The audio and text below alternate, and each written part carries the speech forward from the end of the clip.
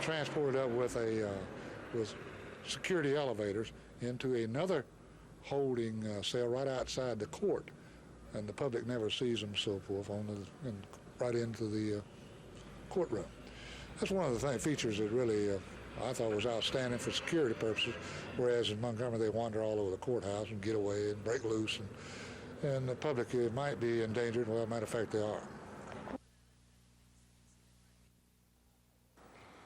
If Tri-State University merges with the University of Alabama, and officials at both schools expect to present plans to the legislature next year, it will consolidate Troy campuses in Montgomery, Phoenix City, Dothan, Fort Rucker, and Europe, with Alabama campuses in Tuscaloosa, Birmingham, and Huntsville, making it one of the largest university systems in the country. University officials aren't sure when the possible merger will take place, though discussions are continuing. Troy State officials say if the two schools combine, TSU would become the fourth leg of the University of Alabama multi-campus system.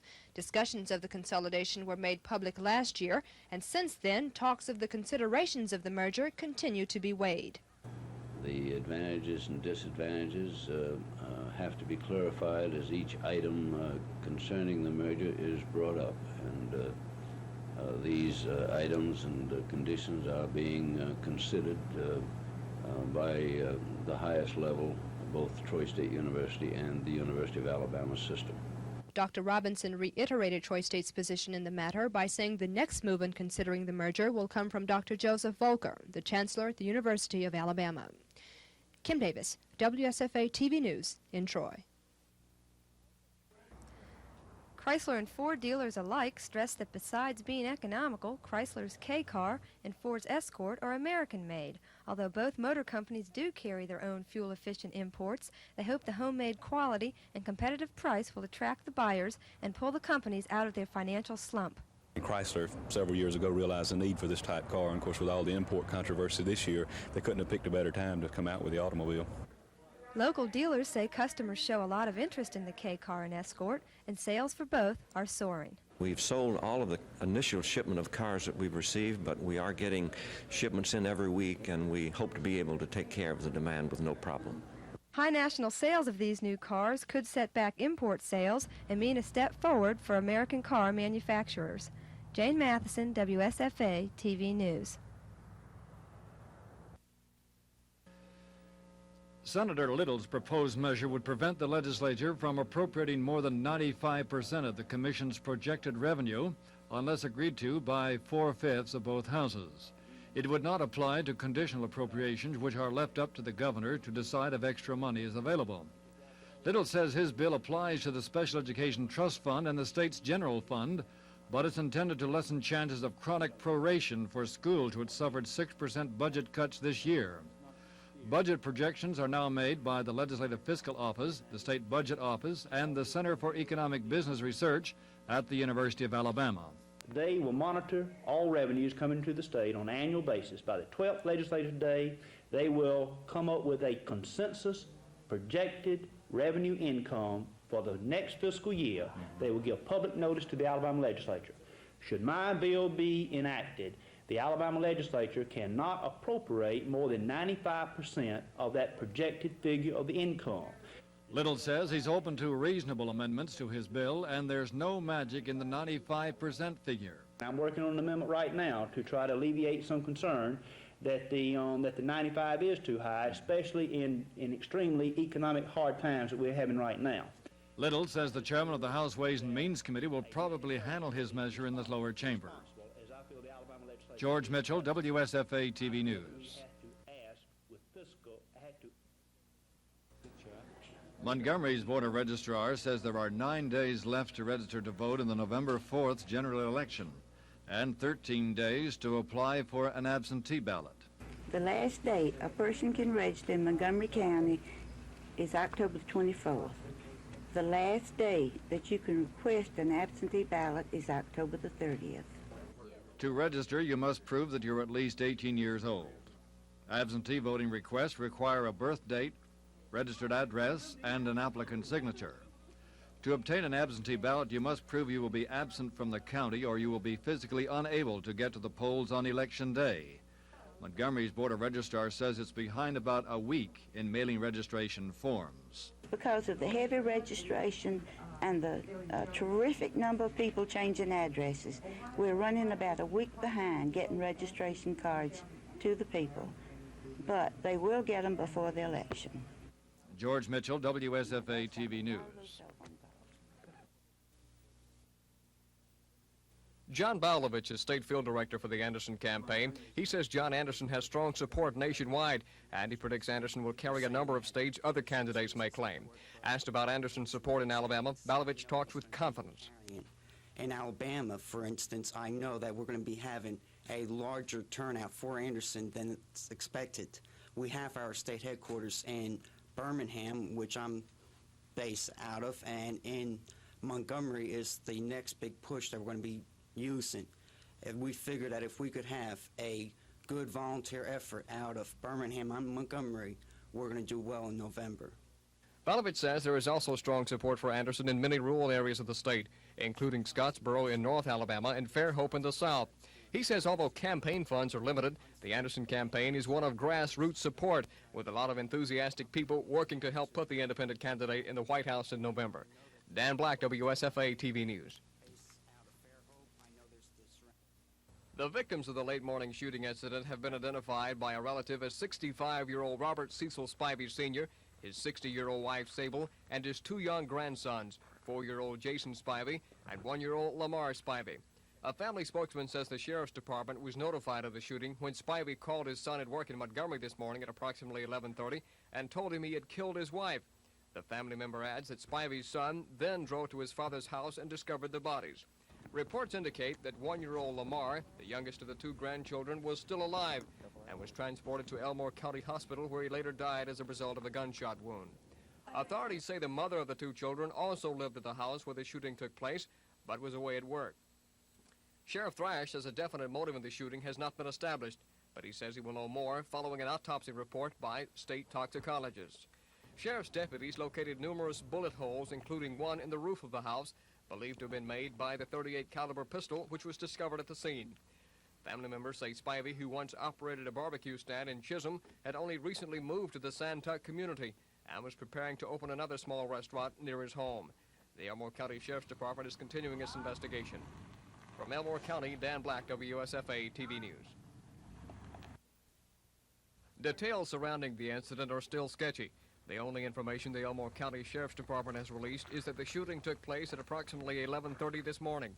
However, a member of the family identified the victims as 65-year-old Robert Cecil Spivey Sr., his wife, 60-year-old Sable, and the couple's two grandchildren, 4-year-old Jason and 1-year-old Lamar. The family spokesman says he has no idea why his uncle would have shot the members of his family. A spokesman for the Sheriff's Department says the weapon used in the shooting was a .38 caliber handgun. An investigation by the Elmore County Sheriff's Department is continuing. Dan Black, WSFA TV News.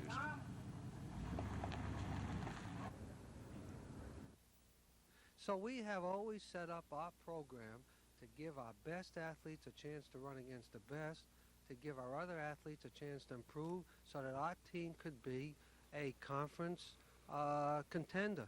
And I don't think Stanley really wanted to be a team athlete anymore. Well, I think he's right. We had a difference because Stanley wanted to run one kind of program this coming year, and of course we've always run a collegiate program. In fact, we started this kind of a program about 5 years ago when we had these outstanding athletes like Harvey Glantz, James Walker, Willie Smith, where I set it up that they would run in our meets against collegiate teams, but also they would have a chance to run the big meets where they'd go to New York one weekend, run against LSU another weekend, go to Ottawa or Canada for 1 week, and so we set it up that way. Stanley said to me, I don't know if I want to run against LSU. I said, we need you for the meet. Stanley said also, I don't think I want to run the 400 anymore. I said, well, gee, you're the best 400 guy I got. In fact, you may be the best 400 guy in the country. He said, well, I don't really think I want to run it anymore. I said, now here we go into a meet, say with LSU, and we're 4 points back. I can't tell all these other guys, you worked hard to get us close, and now Stanley won't run the mile relay, we're going to lose. So I said, you may have to run the quarter there. Can he run the way he wants to? Can he run the meets he chooses, you think, at Houston? Well, of course, he'll go to Houston, And the first year he's ineligible, and he could run for anybody. He could run for club, he could run unattached. And then when he gets eligible and runs in their program, that's up to the Houston coach.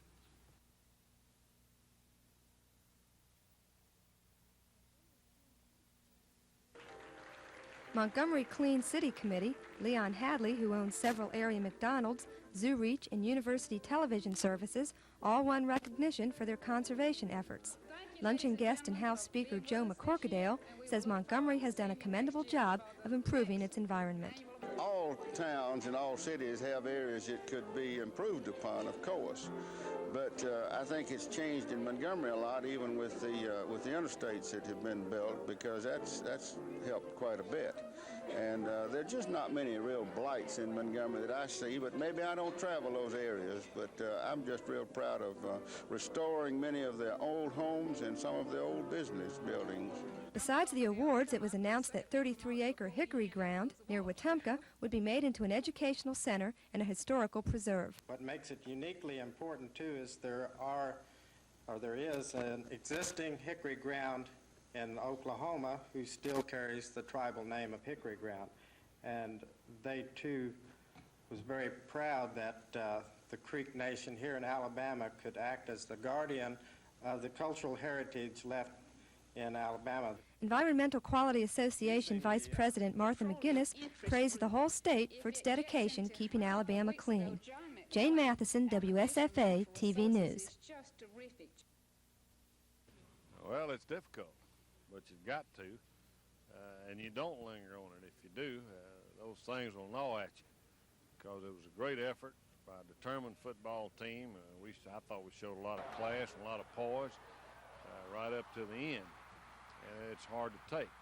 We can go back and find 12 or 15 plays, a penalty, a fumble, a drop pass, one missed assignment that we win the game going away. And that's the part we've got to get out of our mind. The main thing is we've got to get after Georgia Tech, because those people are capable, and we've got to emphasize Tech. In this business, you can't look back or you can't look ahead, or you're going to miss something that's happening now. And Tech is now. And that's what we're going to emphasize this week. One action. Governor James says classroom spanking is needed to maintain discipline while instructors are teaching, so he says teachers should be protected in any legal action that might arise from paddling pupils. Governor James also favors lower teacher-pupil ratios, strict accounting of funds, the removal of incompetent teachers, a revision of state-allocated monies, and a better use of teachers' instructional time in the classroom. State Superintendent Wayne Teague says his department will meet with 12 to 15 superintendents from schools where achievement is low and then present Governor James with a plan by December 1st to upgrade the schools. Also today, the board unanimously approved a nepotism policy which prohibits all junior college presidents from hiring relatives, including kin by the 4th degree, either by birth or marriage. Kim Davis, WSFA TV News. Simpson, political liaison for the southern states for President Carter, has made more than 36 stops in the past few days, touching base with many of Alabama's political leaders. Meeting in the office of the Lieutenant Governor with a few members of the state legislature, Governor's office, and Lieutenant Governor's staff, Simpson says he's listening to the concerns of the electorate and discussing campaign strategy with party members. The strategy, he says, includes holding on to Mr. Carter's political base in the South. Well, I think we've got tremendous assistance in this part of the country. Governor Jim Hunt of North Carolina, Dick Riley of South Carolina, William Winter of Mississippi, Bill Clinton of Arkansas, George Busby of Georgia, Bob Graham of Florida, John Y. Brown of Kentucky, former Governor Edwin Edwards of Louisiana. Absent from Simpson's list was Governor Fob James, who to date, at his most recent news conference, has said only that he's a Democrat. Alabama Democrats say they will continue to court James' support. George Mitchell, WSFA TV News.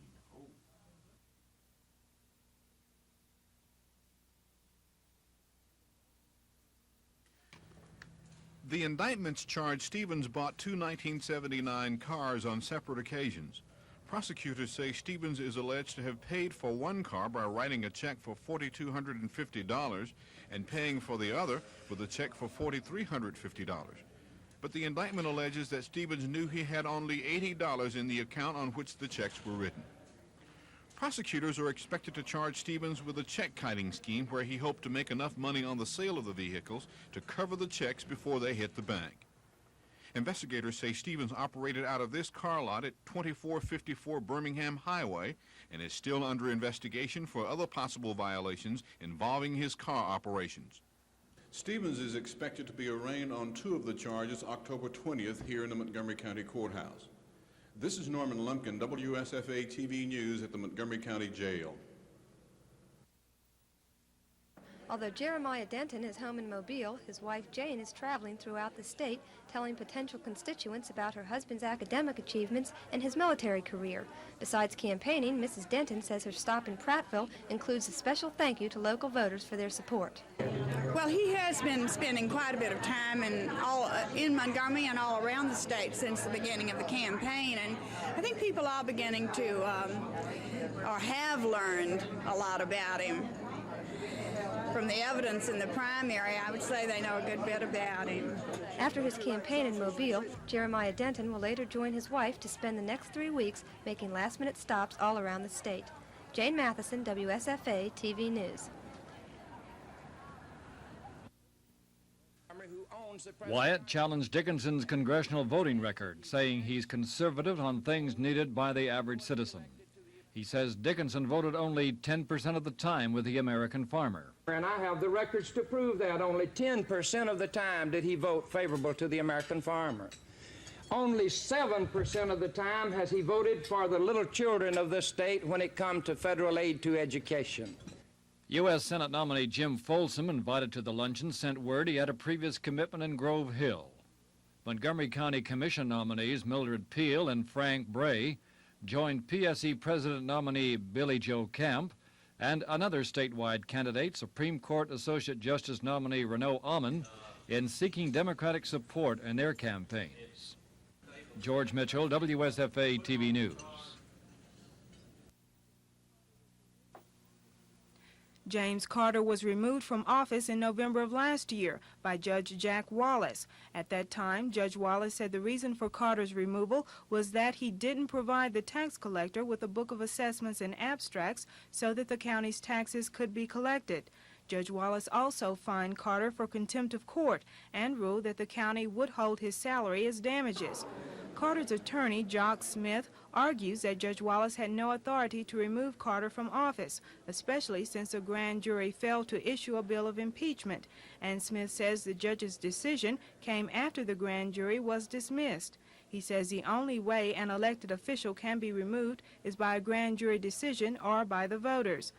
Prosecutors Lewis Rutland and Lynn Jenks disagree, saying the court has inherent powers to remove Carter from office since failure to do his job resulted in Bullock County going into debt and caused some of the county's functions to close down. The Supreme Court justices took both arguments under advisement. A ruling could take several months. Cassandra Taylor, WSFA TV News. The ruling dealt directly with the case of John Evans, who, along with Wayne Ritter, was accused of murdering a Mobile pawnbroker in 1977. What made the case unusual is that both Evans and Ritter asked the jury for the death penalty. Before you go back in there, the only thing I've got to say to the jury is that I've been at it a long time, and if you don't come back with a death sentence, which is the only other thing I think you can come out with, I'm going to get out and I'm going to do it again. We did kill him, so really the only thing you can come back with is the death penalty. And the other consideration is that if you give me life, or if I got life imprisonment, I could get out in 10, 15 years. And when I got out, I know where everybody on the jury lives, and I wouldn't appreciate being in prison for 10 or 15 years, so I think I would have to come after you. The court's ruling leaves the fate of 46 other death row inmates uncertain. It calls for the retrial of the condemned inmates, but now it's up to the state Supreme Court to decide if they should be tried with the death penalty as a possible verdict. District Attorney Jimmy Evans calls the ruling a major setback for all who feel the death penalty is a deterrent. There are 2 cases under the death penalty currently pending before a county grand jury now. Evans says even though the publicity of a retrial will be hard on the victims, He's ready to prosecute a second time if he has to. Gina Gregory, WSFA TV News.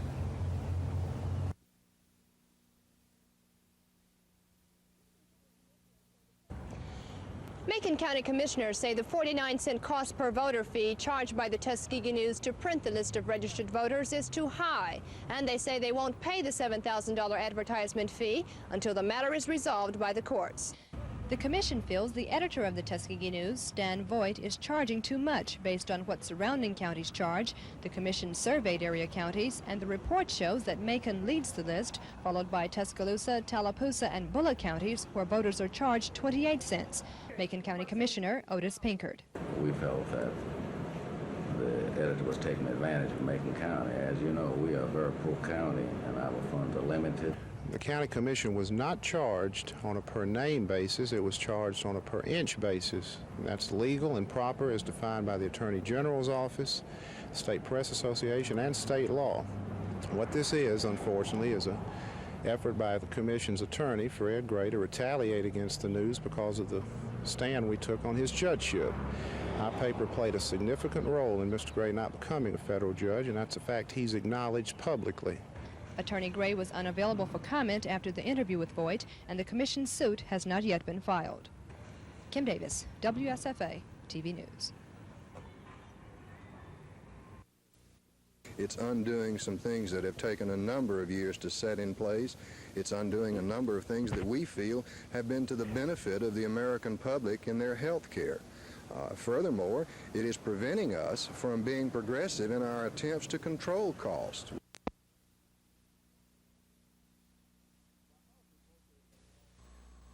The house is located on Dell County Highway 1 just outside of the small community of Level Plains. Almost all of the backyard has been dug up by police, who have yet to find what they've been looking for, the body of an infant black male which investigators believe was buried by the child's mother nearly 2 years ago. The investigation began when the infant's 12-year-old brother mentioned the burial to a friend at school. The teacher notified the Geneva County Sheriff, who informed Dale County authorities. And we went out there and first of all, we was informed where the body was. The man living at the place went out and pointed out where the body was, and we started digging there, and it wound up in 2 other different places, and so far we haven't found a body. Police have questioned the infant's mother and grandfather, 63-year-old Mac Andrews. I bought me, I didn't know nothing about it. They pulled that on me. Andrews says he was totally unaware his daughter-in-law was pregnant and says he knew nothing about the infant being buried in his backyard. Police had planned to administer polygraph tests in an effort to find out exactly where the baby is buried. However, authorities say the mother and aunt refused. Level Plains police say family members interviewed last Saturday admitted that the infant was buried in the grandfather's backyard, but the exact location has not been pinpointed. In the meantime, the digging is continuing. Dan Black, WSFA TV News, Level Plains. Circuit Judge Arthur Gamble gave Coffee County Commissioners until mid-October to submit to him a plan for building a new jail, including financing.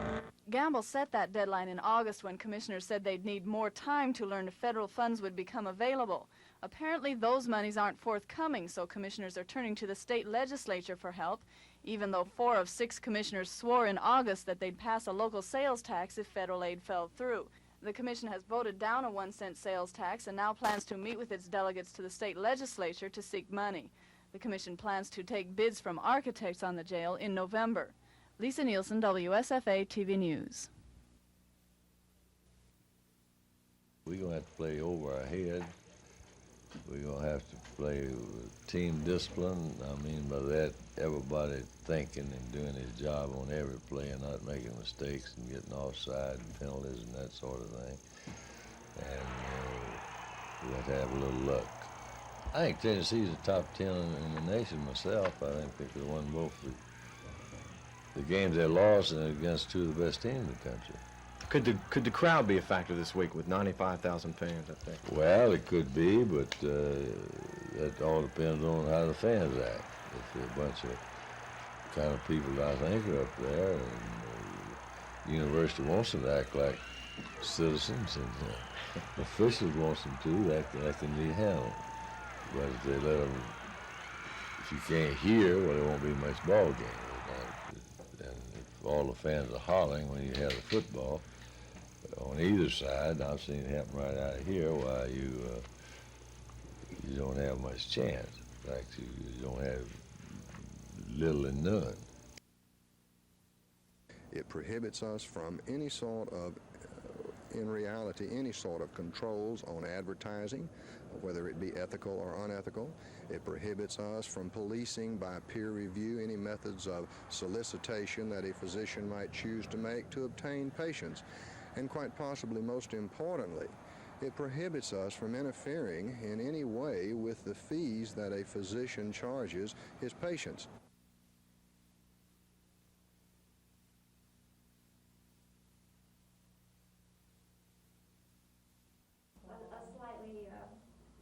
While the Attorney General is concerned about the ruling and the effects it will have on the entire court system, the ACLU is pleased. We also feel that imposition of capital punishment denies equal protection of the laws, that it's unusual and cruel punishment, and it removes guarantees of due process. Weidler says she thinks the inmates on death row deserve another trial, even though it will cost the state thousands of dollars. She says one alternative would be to sentence all condemned murderers to life in prison. Southern Poverty Law Center attorney John Carroll says the ruling leaves in limbo the entire death penalty statute, as well as cases currently pending under the death penalty. You can't retry these people for a capital offense anymore, that there's no valid death penalty law, that everybody's entitled to a retrial, and that the retrial can only be for non-death penalty offenses. The problem is that Alabama has got a screwball scheme for imposing capital punishment, and until that gets straightened out, all of the death sentences under it are going to be in question. You know, they could have done what the Supreme Court said in 1976 and rewritten their law to conform with those 1976 decisions. They didn't do it, and consequently we now have a law with a bunch of holes in it. Gina Gregory, WSFA TV News. Attorney General Gruddick says the appeals court ruling on John Evans did not invalidate the entire death penalty statute and doesn't prevent the state from retrying Evans or any other capital defendant. Gruddick says he prosecuted Evans 3 years ago in the shooting death of a Mobile pawnbroker, and that Evans confessed to the crime and demanded to be electrocuted. He says Alabama Supreme Court must decide if a recent U.S. Supreme Court ruling knocking out part of the state's death penalty should stand. Gruddick says he's hopeful it will return a speedy decision. But if the court strikes the law from the books, the state's 45 death row inmates would be sent back to county jails for retrial, and the death penalty couldn't be imposed. It's scary for me to think that the federal courts can look at the type cases and type people we have and say, you know, based on some small technicality, we're going to take the chance of having them return to the streets and take the lives of others. It doesn't make sense to me. Gruddick pledged to seek a new death penalty law when the state legislature meets early next year. George Mitchell, WSFA TV News.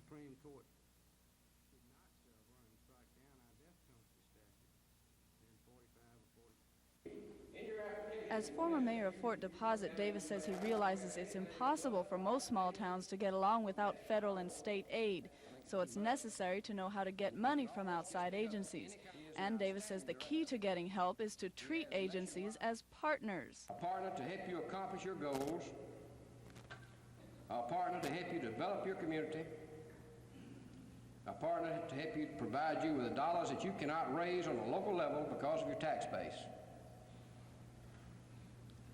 And do not look at them as a big bear, an animal that is unwieldy, that you cannot work with. Have no fear in this particular case. You'll find that most agencies and most entities are very eager to assist you. The governor's cabinet member also says it's important that cities fulfill promises for use of grant money, and he gave the new officials one word to live by: patience. Lisa Nielsen, WSFA TV News.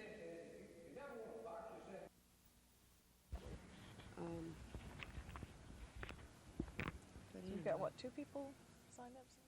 I think it's vital. The statistics are showing that more than half of those who are released from the hospitals return within a year's time.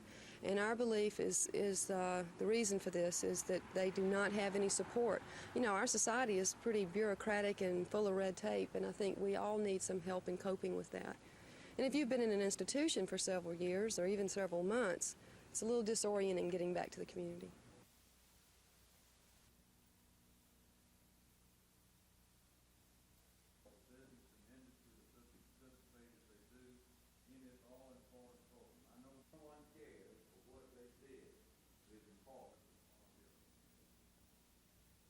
This is to honor business groups who've had outstanding participation in our blood donor program for the past 12-month period, and particularly during the past 6 months when we've increased our requirements from about 13,000 units a year to almost 50,000 a year. How has participation been this year? It's been excellent, and we are right on schedule, and we are meeting all demands in the whole southeast of section of Alabama, all 21 counties.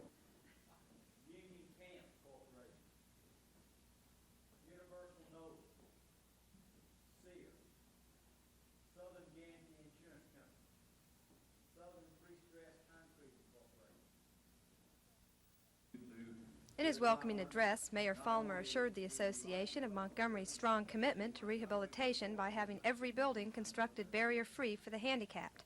And Special Education Assistant Secretary Dr. Edwin Martin praised Alabama for being a front-runner in its concern for the disabled. So there's a great tradition here in Alabama of cooperation between rehab and special ed, and of joint programming, and of the benefits of it. And it's that kind of a thing that I hope the new program can do in the Department of Education. Despite Alabama's progress in rehabilitation, national directors stood on hand, urging the group to do more under the Department of Education's administration. We'll be talking about how we can unite and develop a network, a legislative network, where we can contact our congressmen and let them know what the needs of our disabled citizens in Alabama and across the country are. With rehabilitation now the third largest activity in the U.S. Education Department, leaders hope for more movement towards independence for the handicapped. Jane Matheson, WSFA TV News. On paper, Troy State looks like a sure winner Saturday. The Trojans are 5-0 on the year, 2-0 in Gulf South Conference play, and the Trojans are ranked in the top 5 nationally. Troy State and Delta State have played one common opponent this year, Mississippi College. Troy State beat Mississippi College, shutting them out 30-0 earlier this year. Delta State lost to the same team, 10-7. TSU has yet to be scored on by a Gulf South Conference team and has yet to even give up a touchdown at home in Memorial Stadium. Delta State comes to Troy on Saturday, but the Trojans aren't taking anything for granted. No, you can't. You know, our conference is very balanced. We found that out the hard way. First year we were here, and then 3 years we came in second. Second place money won't spend. You know how that is.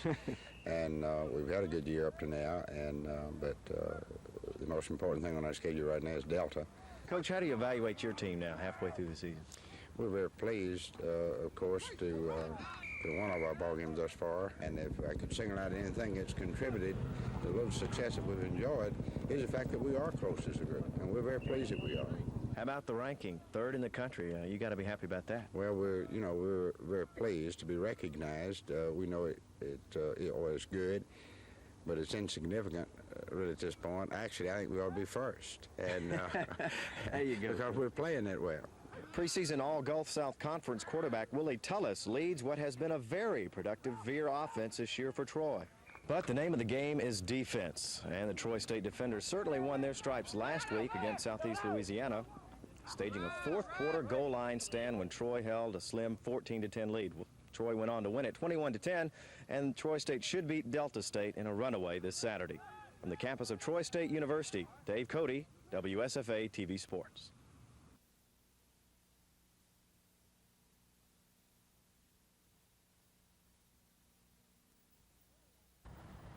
Early last winter, the mayor told the Montgomery Traffic and Engineering Department to solve the confusion caused by the various 3-lane roads around the city. It seemed that no one knew when to use the middle lane. In June, reversible red, green, and yellow lights were installed along areas of Norman Bridge Road and have helped ease the rush hour traffic problems.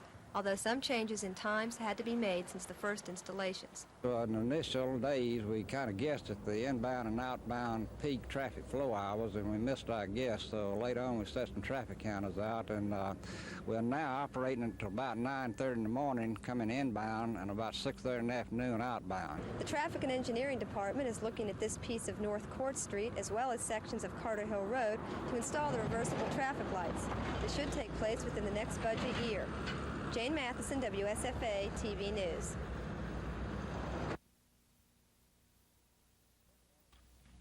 Some of Alabama's top judicial figures crowded into the Supreme Court in Montgomery to witness the investiture. The state's most recently named federal judges, U.W. Clement of Birmingham and a former law partner of Adams, Myron Thompson of Dothan, and Montgomery's Truman Hobbs joined numerous friends and relatives for the ceremonies. U.S. Senator Howell Heflin, a former Alabama Chief Justice, calls the occasion one of sadness and happiness. Sad because James Bloodworth was no longer a jurist after health forced his retirement. Happy because he could see his friend Oscar Adams elevated from his Birmingham law practice to Alabama's High Court to replace Bloodworth. Supreme Court Chief Justice C.C. Torbert presented Adams with his commission from Governor Fob James. And with Adams' wife holding a Bible, administered the oath of office. Oscar W. Adams, Jr. Do solemnly swear Do solemnly swear that I will support the Constitution of the United States that I will support the Constitution of the United States and the Constitution of the State of Alabama. and the Constitution of the State of Alabama. The 55-year-old Adams, one of 3 blacks to recently become a member of high courts in Alabama, says this is one of the greatest moments of his life. With lightning speed, 3 blacks have been invested as judges in the highest courts of our state within the last 107 days, and this without the slightest trace of bitterness and rancor. Adams repledged his life to the rule of law and says in Alabama a person can go as far as his talents will take him. Reporting from the state Supreme Court, George Mitchell, WSFA TV News. In a ceremony at Vulcan Park just after sunset, the wife of one of those hostages, Mrs. Louisa Kennedy, threw the switch that changed the colors in the Iron Man's torch. Mrs. Kennedy's husband is one of the 52 Americans who have been held hostage since last November 4th. And as the first anniversary of their captivity nears, Mrs. Kennedy remains optimistic for their return. It's an outrage and continues to be one that 52 diplomats are held in this fashion in any country. Our hopes have been raised and dashed and raised again, but I think all the hostage families feel that we're reaching a point now where it's going to have a solution. Mrs. Kennedy joined members of the city government in tonight's ceremony. The change was made possible through contributions from people here in the city, as well as several area businesses and organizations. Vulcan's torch will burn yellow until all the hostages are released.